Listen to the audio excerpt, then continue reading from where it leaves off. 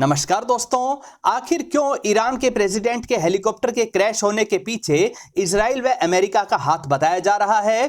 Turkey को इस crash से क्या फायदा हुआ है और भारत को चाबहार पोर्ट पर क्या मुश्किलें आ सकती हैं? ये सारी डिटेल्स जानेंगे इस वीडियो में। नमस्कार दोस्तों, मेरा नाम है अमित और मैं स्वागत करता हूं आपका अमित अपडेट्स चैनल पर। तो चलिए दोस्तों शुरू करते हैं। दोस्तों, हम सभी जानते हैं कि ईरान के प्रेसिडेंट इब्राहिम रईसी की एक एक्सीडेंट में मृत्यु हो गई है। यह सब कहां हुआ? तो यह सब हुआ ईरान के नॉर्थ बॉर्डर के पास, जो अजरबैजान के नजदीक है। ईरान के प्रेसिडेंट, जिन्हें ईरान के टॉप लीडर अयातुल्ला अली खamenei का सबसे भरोसेमंद व्यक्ति माना जाता था, उनका हेलीकॉप्टर उस समय माउंटेन्स के बीच क्रैश हो गया जब वे एक डैम का इनॉग्रेशन करने के बाद लौट रहे थे। इस डैम का उद्घाटन उन्होंने अजरबैजान के प्रेसिडेंट के साथ किया था। प्रेसिडेंट इब्राहिम रईसी एक बेल कंपनी के बने हुए हेलीकॉप्टर से वापस लौट रहे थे। अचानक मौसम का खराब हो जाना और फॉग का भी आ जाना इस क्रैश का कारण बताया जा रहा है। यह बेल हेलीकॉप्टर ईरान ने लगभग 20 इयर्स पहले अमेरिकी कंपनी बेल से खरीदा था, लेकिन अमेरिका के सैंक्शंस की वजह से इस तरह के हेलीकॉप्टर्स के स्पेयर पार्ट्स नहीं मिल पा रहे थे, जिस कारण इन हेलीकॉप्टर्स को उड़ाते समय जो स्ट्रिक्ट एविएशन सेफ्टी प्रोटोकॉल का पालन होना चाहिए था, वो नहीं हो पा रहा था। ईरान ने जो F-14 टॉमकैट फाइटर जेट्स भी अमेरिका से खरीदे थे, वे भी अमेरिका द्वारा स्पेयर पार्ट्स नहीं दिए जाने के कारण ग्राउंडेड हैं। Iranian top leader Ayatollah Ali खamenei ने वाइस प्रेसिडेंट मोहम्मद मोखबिर को केयर टेकर प्रेसिडेंट बना दिया है। नए प्रेसिडेंट के लिए अगले 50 दिनों में इलेक्शन करवाया जाएगा। दोस्तों, दुनिया भर में काफी सारे लोग ये सवाल उठा रहे हैं कि हो ना हो इसके पीछे इजराइल की खुफिया एजेंसी मोसाद का हाथ है, क्योंकि जिस तरह से ईरान ने अमेरिका और खासकर इजराइल को चैलेंज किया हुआ था, उससे इजराइल व अमेरिका बेहद परेशान थे। ईरान ने तो इजराइल पर 300 से ज्यादा मिसाइल्स व कामिकाजी ड्रोन्स के साथ अटैक भी करके अपनी ताकत व हिम्मत का एहसास करवा दिया था।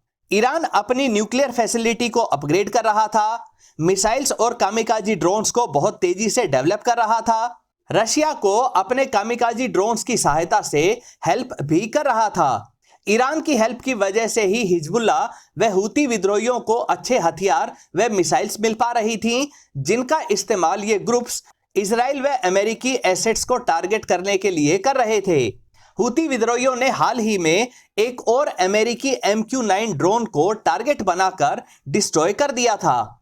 लगभग $100 मिलियन की कीमत वाले MQ-9 ड्रोन को हूती विद्रोहियों ने ईरान से मिल रहे सस्ते एयर डिफेंस सिस्टम से टारगेट बना लिया था। इसके लिए मात्र 10,000 अमेरिकी डॉलर्स की कीमत वाली एक मिसाइल का इस्तेमाल किया गया था।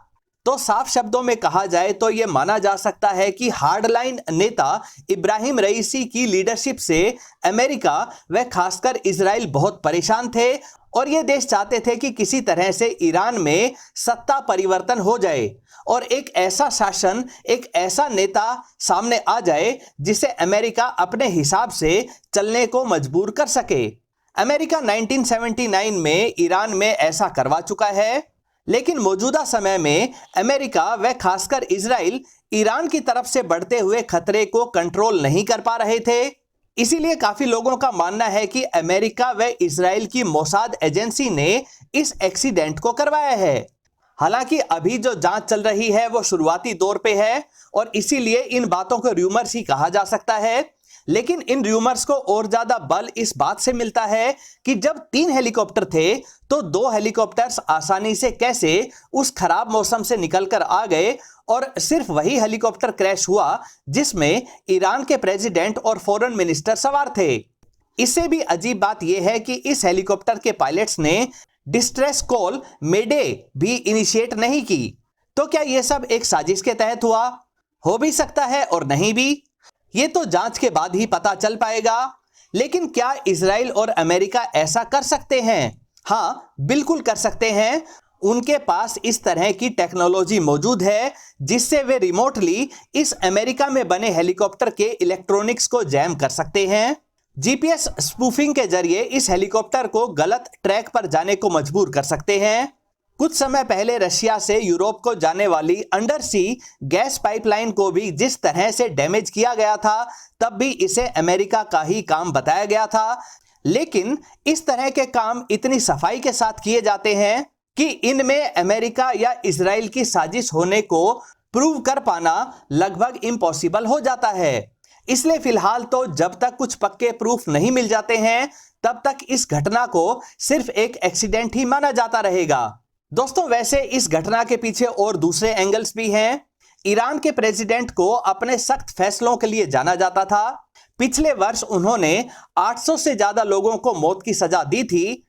तो यह भी हो सकता है कि कुछ असंतुष्ट लोगों द्वारा इस एक्सीडेंट की साजिश रची गई हो सकता है कि वे इंटरनल पॉलिटिक्स की साजिश का शिकार बने हो। अभी जांच चल रही है, इस जांच का नतीजा आने में समय लगेगा। वैसे दोस्तों, इस घटना से कई देशों को फायदा तो कई देशों को नुकसान भी हुआ है। फायदे की बात करें तो इजराइल व अमेरिका के अलावा टर्की को भी फायदा हुआ है। वो कैसे? दरअसल ईरान ने प्रेसिडेंट को ले जा रहे हेलीकॉप्टर के लापता होने पर टर्की से इसको सर्च करने संबंधी हेल्प मांगी थी। टर्की के अकिंसी ड्रोन ने 7 घंटों तक इस एरिया को स्कैन किया और हेलीकॉप्टर के क्रैश होने की साइट से हीट सोर्स को डिटेक्ट कर लिया, जिससे उस जगह के कोऑर्डिनेट्स रेस्क्यू टीम को दिए जा सके।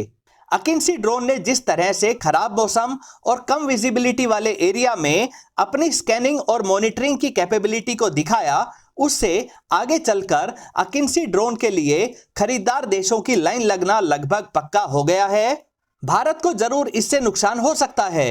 अभी कुछ दिन पहले ही भारत ने ईरान के चाबहार पोर्ट को 10 वर्षों के लिए ईरान से लिया है। इससे भारत पाकिस्तान को बाईपास करके सीधे अफगानिस्तान के साथ कारोबार कर सकेगा। साथ ही मिडल एशिया व यहां तक कि रशिया तक भी रेल लिंक एस्टेब्लिश किया जा सकता है। भारत ईरान के साथ फिर से पेट्रोलियम की ट्रेड शुरू करने वाला है। अब अगर ईरान में नई लीडरशिप आ जाती है तो हो सकता है कि वह चाबहार पोर्ट की डील को कैंसिल भी कर दे। नई लीडरशिप की क्या सोच रहेगी, क्या रुख रहेगा, यह तो कुछ समय बाद ही पता चलेगा।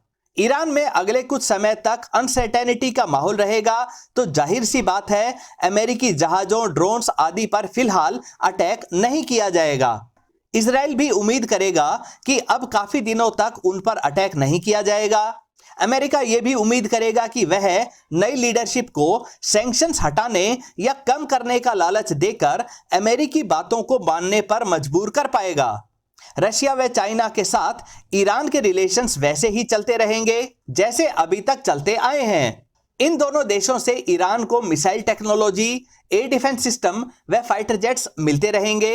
इसका कारण यह है कि इन दोनों सुपर पावर्स यानी रशिया और चाइना की बैकिंग के बिना ईरान अमेरिका या इजराइल को टक्कर नहीं दे पाएगा। दोस्तों, आपकी राय में क्या ईरान के प्रेसिडेंट का हेलीकॉप्टर खराब मौसम के कारण क्रैश हुआ है या इसके पीछे किसी की साजिश है? अपनी राय कमेंट सेक्शन में जरूर लिखें। दोस्तों, उम्मीद करता हूं ये वीडियो आपको पसंद आई होगी। अगर ये वीडियो आपको अच्छी लगे तो इसे लाइक करिए, दोस्तों के साथ शेयर करिए और चैनल को सब्सक्राइब करना ना भूलें। नमस्कार।